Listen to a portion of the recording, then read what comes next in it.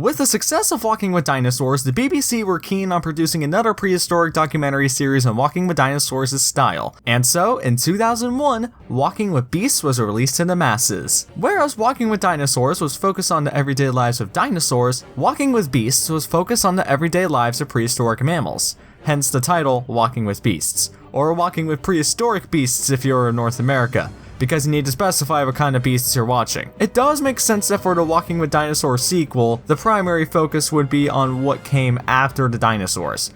A lot of the Ice Age creatures like the mammoths and the saber-toothed cats are just as iconic as the big-name dinosaurs. But on the other hand, there are some mammals that aren't very well known, like at all, and there are other cool things that you could showcase throughout the world, like the Ice Age. So, you take Walking with Dinosaurs, slap those mammalian boys on there, and you got yourself a successful sequel, right? After all, don't fix it if it ain't broken, right? Right? Well, you see, these are where my issues with Walking with Beasts come into play. Walking with Beasts has the exact same formula as Walking with Dinosaurs. 6 30-minute episodes that feature the animals eating, mating, and playing, showcasing them as just animals and not movie monsters. Sorry, I had this record player playing in the background, but it does represent the entire show. There isn't really a whole lot that separates beasts from dinosaurs aside from the worlds each one takes place in. Granted, Beasts improve significantly from episodes 3 onwards, but the first 2 episodes suffered from an identity crisis. The first 2 Beasts episodes really seem to be taking a lot from the first episodes of Walking with Dinosaurs, especially episode 1. New Dawn, is basically New Blood. It takes place in a world after a mass extinction where most of the world is ruled by older animals and the newer animals are slowly taking over. And every single animal in this episode is just a copy of one from New Blood. Leptictidium is just worse Coelophysis, Gastornis is just worse Postosuchus, the tiny horses are just worse Placerius. The only one I can say is better than the original is the Ambulocetus. Ambulocetus is rad. His design is really cool with all the different shades of brown covering his body, and his animatronic is one of my personal favorites in the show. Ambulocetus' New Blood counterpart is the Cynodon, and there's one reason why I think he's better than the Cynodons. Whereas the Cynodon's mammalisms are always constantly built throughout New Blood, only to be dropped and brought up again in the very last episode, Ambulocetus is an ancestor to the whales. This is brought up in the episode, being mentioned multiple times. You are looking at the very earliest form of whale. Ambulocetus, in fact, means walking whale. And it's brought up again at the very end as set up for the very next episode. Aside from the Ambulocetus, there are other good things in the episode. For example, I like how the episode's set within a 24-hour time frame. It's a neat way of using the day-to-day life of each animal. I really like the mid-portion of the episode, where the constant tension is building up with the Gastornis stalking its prey and eventually killing one of the horses. It's pretty great tension. Also, this line is awesome. This is a world where birds eat horses. But even with all of these great elements, New Dawn ultimately just comes off as a worse version of New Blood. And there isn't really a whole lot to redeem that. But what there is just keeps the episode from completely sinking into the perpetual abyss and overall is just average. On the topic of water, the next episode, Whale Killer, isn't that much better. However, it's for an entirely different reason. Unlike New Dawn, which failed because of what it is, Whale Killer fails because of what it isn't. Whale Killer deals with climate change, but not just any climate change, the kind of climate change that causes extinction. And how much of the animals, whether they be on the ocean or on dry land, are dealing with said change. As the episode title suggests, the episode revolves around the whales, mainly a female Basilosaurus, and we spend the episode with her as she looks around for food for her unborn offspring. Now the story that we're given is fine. The Basilosaurus is a fine enough character, and you want her to succeed and find some food for her child. Along with that, all the CGI models are great. There isn't a single bad one. The Basilosaurus looks amazing, and her new model is one of the best in the Walking With series. The other models look great too. The Dorodon, Andrewsarchus, Brontotherium, and Miratherium also look fantastic. The problems with this episode stem with its main conflict, that being the whole idea of climate change. We're told that this is some sort of catastrophe, with much of the food that many of the animals have to rely on disappearing, forcing animals to search for food where they usually wouldn't. This includes the Basilosaurus hunting in the swamp. However, for as much time as climate change is brought up, we don't really see all the climate change as it's told to be. This doesn't seem nearly as bad as it actually is, but I don't think that's what this episode was trying to do. Now, call me Hideaki Anno if you want, because I think Whale Killer should have had a more depressing ending. Let me explain. The original ending for the episode has the Basilosaurus having her baby, and then having them live happily ever after. Yay! Yeah, I think the baby should have died, or more accurately, have the baby be stillborn. I think if you want to sell the whole this is a catastrophe angle, then you should have had the Basilosaurus baby die. And don't tell me this is too dark. They did this exact same idea earlier in the episode with the Brontosaur, and it did exactly what it needed to do. It was perfect. Also, it's not like the death of babies is anything new to Walking with Beasts. Child murder is quite a frequent thing on the show, so I don't see why you can't have another baby die. Don't take that out of context. This isn't to say I hate Whale Killer. It's got a solid story and great CG models. But overall, I think this episode just needed a wee bit more to make it a truly great episode. The next episode, Land of Giants, is my absolute favorite episode. And if I could go on a tangent, this episode is the start where Walking with Beasts becomes just... You see, one of the best things that Walking with Beasts has to offer is the ability to tell great narratives with its creatures. Think what Giant of the Skies did with the Ornithochirus, but way better. This episode, Next of Kin, and Sabretooth are 3 back-to-back episodes that all have great stories and likable animal characters. And Land of Giants is my absolute favorite of the 3. Land of Giants, just like the last episode, is a story about a mother and child. The creatures in question being Indricotheres, the biggest land mammals ever. Like, holy! The episode for the most part just focuses on the bond between the mother and son throughout their years together, with the episode literally starting with the baby's birth. And it's just so wholesome. Like, little Indricotheric Bab is just wanting to be like his mama, and it's just so sweet. Which is why my heart just dies when the bond is severed between both him and his mom, so she can have another baby. It's sad not just because the Indricotheric Bab is the most wholesome creature on the planet, but you also get to see this mother and son go through all sorts of different things together, and you really feel the bond between these two. But hey, at least the show ends with the wholesome boy being fine and learning that he doesn't need his mom's protection. This episode isn't just awesome because of the bond between mom and Bab. This episode also has a great creature cast, like the Chalcothere, a thing I don't know how to describe. Like seriously, how do you describe a bloody Chalcothere? The Hyenodon, a dog-looking thing the size of a rhino that has about a half-ton bite force, and my favorite animal ever. Everyone, meet the Entelodon.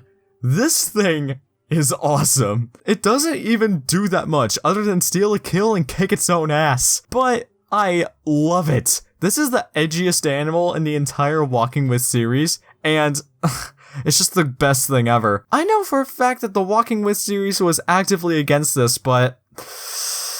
Dude, this animal kicks ass! Look at it smack this Hyenodon off its kill! Holy frig! It's honestly difficult to find any actual complaints with Land of Giants. It's just such a good episode, and it's one that I'll definitely be revisiting sometime in the future. Continuing this great narrative trilogy, we have Next of Kin, in which we follow a clan of some of our earliest ancestors, Australopithecus, apes who were just beginning to walk upright. And if Land of Giants is my favorite episode, this one makes a close second. Next of Kin, in some aspects, is even better than Land of Giants. For example, it names its individuals. Some members of this group include Blue, an orphan who at the start of the episode is mourning the death of his mother, Gray, the leader, and Hercules, another male who is challenging Gray's spot as top ape. It helps make it easier to sympathize with each ape, especially Blue, who for the majority of this episode is left out of the group and is all alone. And it's super satisfying when he finally gets accepted into the group at the end of the episode. This episode also does a really good job at setting up these apes as almost human, having them walk upright and even use tools by the episode's end. It's also cool how the whole walking upright thing is set up throughout the episode. At the very beginning, they just hopped across the ground, so seeing them actually stand up is really cool and makes for some pretty cool build-up. This episode's music is also really good. There's a choir in the background of the episode's score, and that symbolizes the humanity within these apes, and it sounds really good.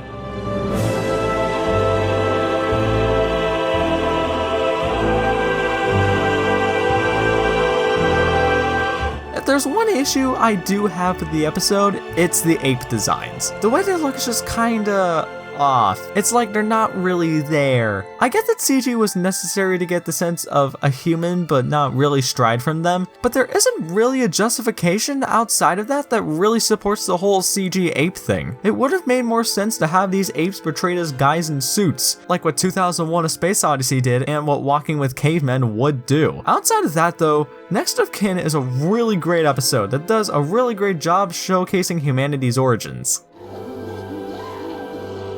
Sabretooth is without a doubt a fan favorite episode, and it's easy to see why.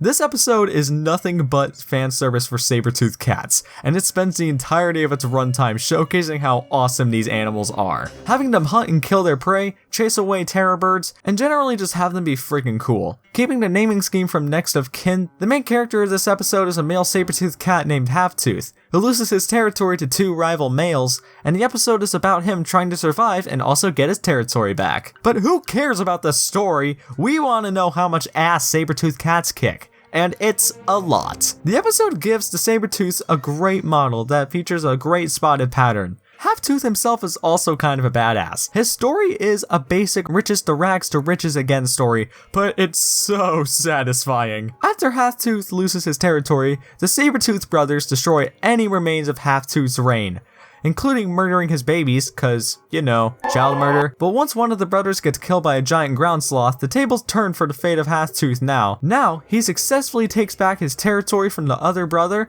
and thus his territory is now his again. I simplified it for the review's sake, but it's actually one of the most satisfying arcs in the entire show. Halftooth's story is really good. Narratively, it's probably the best in the entire show, which makes sense, seeing as how this episode focuses on one of the most iconic prehistoric beasts. And without a doubt, Sabretooth delivers on giving Sabretooth cats the love they deserve. And on the topic of Ice Age animals, Mammoths Journey focuses on even more popular beasts, the woolly mammoth. As the title suggests, this episode is about a migration of mammoth proportions, literally having thousands of mammoths travel from their summer grazing grounds to their winter refuge. The episode is a lot less story-driven than the previous three, with said story breaking off every so often to focus on other Ice Age creatures, including Megaloceros, a giant deer, the woolly rhino, and even a couple of species of humans, including the Neanderthal and modern humans. Now, a fairly similar episode from another series did this exact idea but a lot worse, and I'm sure which one you know I'm referring to. Walking with Dinosaurs is Giant of the Skies. Both episodes feature an animal migrating, and both episodes take time to deviate with other creatures that inhabit the same world as the main animal. However, Mammoth's Journey I think handles its story a lot better than Giant of the Skies in one main way: stakes, or the lack thereof. In Giant of the Skies, the episode told us that this was going to be the Ornithocheirus' last flight. Thus, the stakes were really high and a lot bigger and more grand than usual. But the episode took time to spend with other animals, and ultimately, it just felt like filler.